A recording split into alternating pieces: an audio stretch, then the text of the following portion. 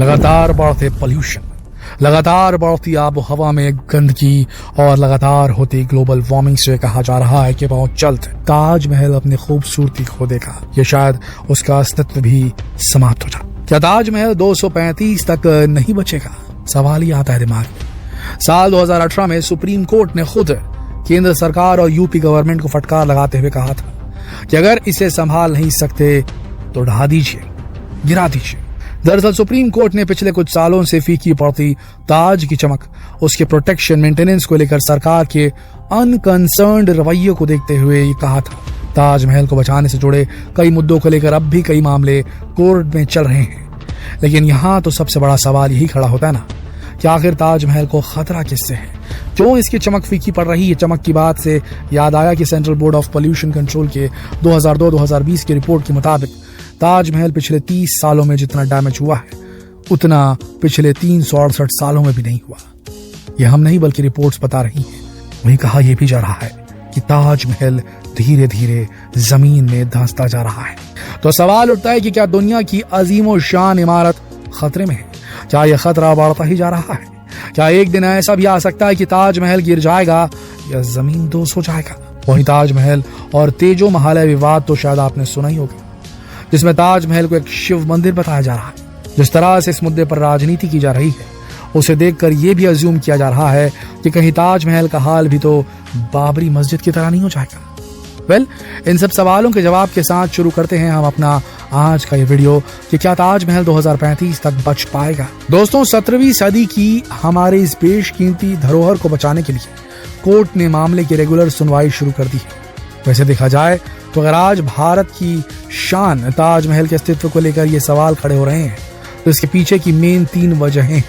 पहला पोल्यूशन, दूसरा इसकी जियोग्राफिकल पोजीशन और तीसरा रिलीजन। अब एक एक करके इन तीनों पर डिटेल में बात करते हैं। अब ये तो आपने भी सुना ही होगा कि ताजमहल में लगा संगमरमर अब बदरंग हो रहा है, यानी ताजमहल सफेद से अब पीला पड़ता नजर आ रहा है।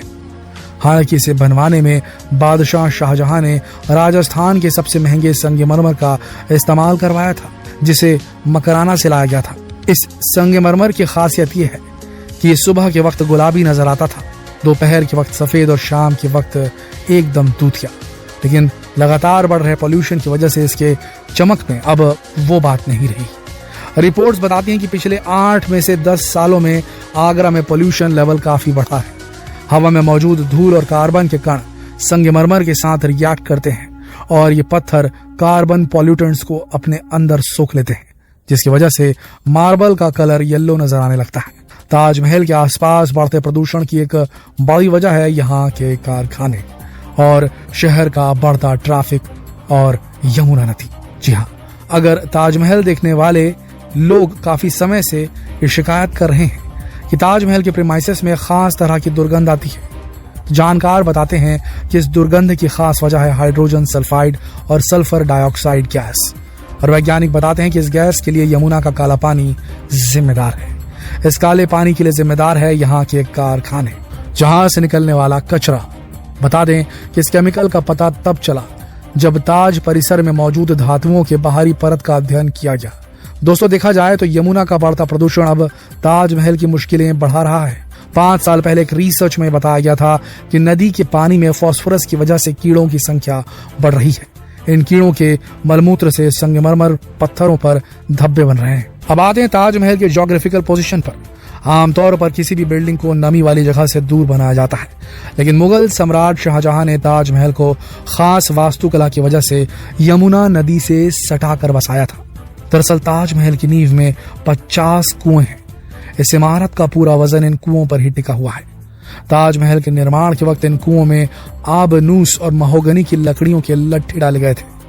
कुओं को इस तरह बनवाया गया था कि यमुना नदी के पानी से इन्हें नमी मिलती रहे। अंदर की लकड़ी को जितनी नमी मिलेगी वो उतनी ही मजबूत रहेगी, ऐसा मानना था उस वक्त के मुगल हुक्मरानों का।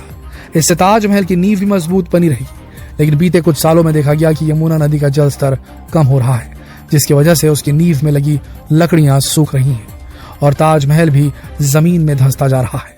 अगर ऐसा लगातार चलता रहा तो आने वाले कुछ ही समय में ताजमहल का अस्तित्व समाप्त हो जाएगा।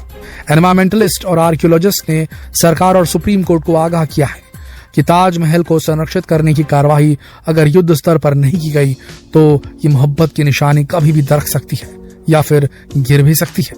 अब बात इससे जुड़े रिलीजन की, क्योंकि वाराणसी के ज्ञानवापी मस्जिद को लेकर जो मसला फिलहाल चल रहा है, उसके साथ ही जिस तरह से मथुरा के ईदगाह मस्जिद और ताजमहल तेजो महालय वाली जो कंट्रोवर्सी है, जो चीजें सामने आ रही हैं, उसे देखकर लोगों के मन में कहीं ना कहीं ये डर भी है कि क्या आने वाले वक्त में ताजमहल सिर्फ तस्वीर की बात होकर रह जाएगी, कहीं इसका हाल भी बाबरी मस्जिद की तरह ना हो जाए।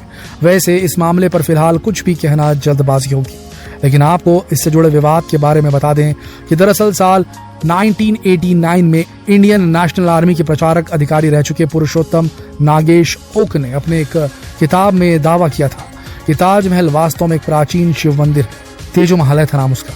उसे बाद में एक मकबरे में तब्दील कर दिया गया। P.N. ओक ने अपनी किताब the Taj Mahal is a temple palace में सैकड़ों ऐसे प्रमाण देने की कोशिश की थी जिनसे साबित हो सके कि इमारत एक मंदिर थी।